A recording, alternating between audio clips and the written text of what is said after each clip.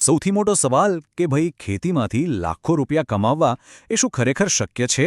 તો મારો જવાબ છે હા, બિલકુલ શક્ય છે.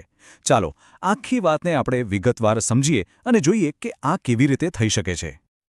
આજે આપણે જે બિઝનેસની વાત કરીશું ને એ ખાસ આપણા ગુજરાતના હવામાન, પાણીની હાલત અને બજારમાં શેની માંગ છે એ બધું વિચારીને જ પસંદ કર્યા છે. આ એવા આઈડિયા છે જે તમારી આવકને બમણી કરવાની તાકાત રાખે છે. તો ચાલો હવે જરાય વાર કર્યા વગર આપણે એક પછી એક એવા 7 શક્તિશાળી બિઝનેસ આઈડિયા જોઈએ જે સામાન્ય ખેતીને એક સફળ ઉદ્યોગમાં ફેરવી શકે છે. આપણો પહેલો જ આઈડિયા છે ઓર્ગેનિક ખેતી. તમે જોયું જ હશે આજકાલ શહેરોમાં લોકો સ્વાસ્થ્યનું કેટલું ધ્યાન રાખે છે. આ કારણે જ ઓર્ગેનિક શાકભાજી અને અનાજની માંગ ખૂબ જ વધી ગઈ છે અને એના ભાવ પણ બહુ સારા મળે છે. તો જુઓ, આ બિઝનેસ છે શું? સીધી વાત, ઝેર વગરના શાકભાજી અને અનાજ ઉગાડવાના. ખર્ચની વાત કરીએ તો હા, શરૂઆતમાં થોડી વધારે મહેનત અને કાળજી માંગી લે છે, પણ નફો સામાન્ય ખેતી કરતાં સીધો 30થી 50% વધારે. અને સૌથી મજાની વાત તો એ છે કે સરકાર પણ આમાં મદદ કરે છે, સબસિડી પણ આપે છે. ચાલો હવે બીજા આઈડિયા પર આવીએ, અને આ તો આપણા ગુજરાતનું ગૌરવ છે, ડેરી ફાર્મિંગ.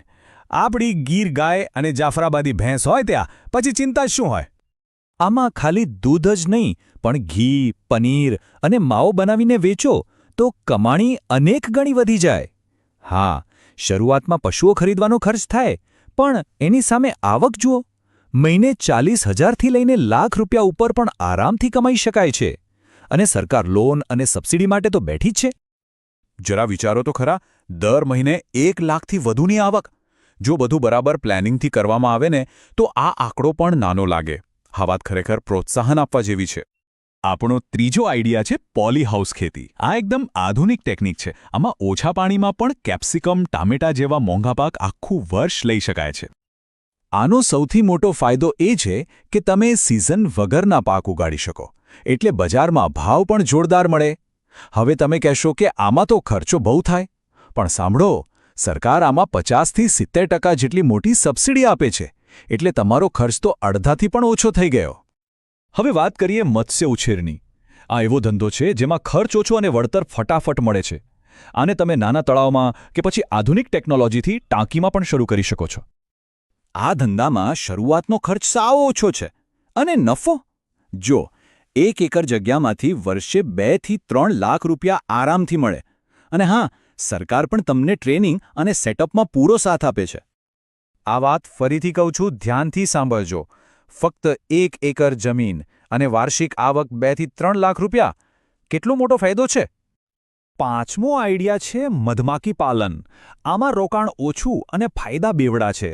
એક તો તમને શુદ્ધ મધ મળે અને બીજું આ મધમાખીઓ તમારા ખેતરના બીજા પાકનું ઉત્પાદન પણ વધારી દે છે.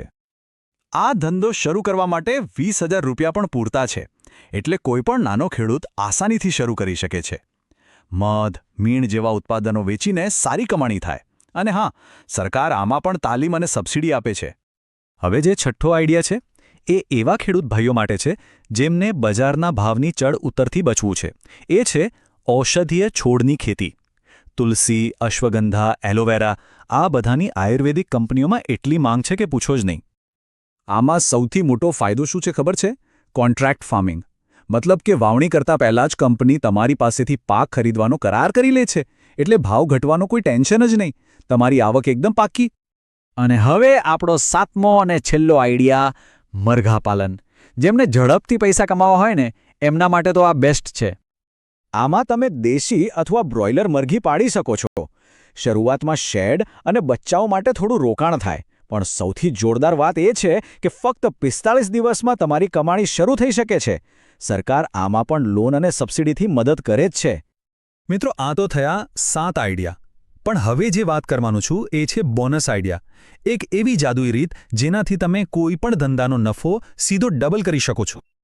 આ રીતનું નામ છે વેલ્યુ એડિશન. સાવ સહેલું છે. ઘઉંને સીધા વેચવાને બદલે એનો લોટ બનાવીને વેચો. દૂધ વેચવાને બદલે એનું ઘી કે પનીર બનાવીને સારા પેકિંગમાં વેચો. બસ આટલું કરવાથી જ તમારો નફો ક્યાંનો ક્યાં પહોંચી જશે. તો મિત્રો, આ બધી વાતો પછી છેલ્લે એક સફળ ખેડૂત બનવાનું મુખ્ય મંત્ર શું છે? ચાલો એ સમજી લઈએ. આ એક વાક્ય હંમેશા યાદ રાખજો.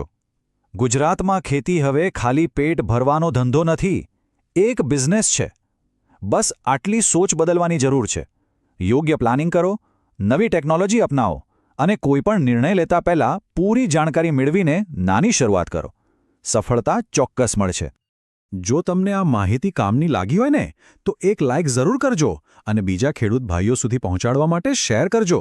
અને હા, આવી જ કામની માહિતી માટે અમારી સાથે જોડાયેલા રહેવા સબસ્ક્રાઇબ કરવાનું ભૂલતા નહીં.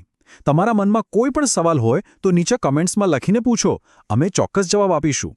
તમારો ખૂબ ખૂબ આભાર.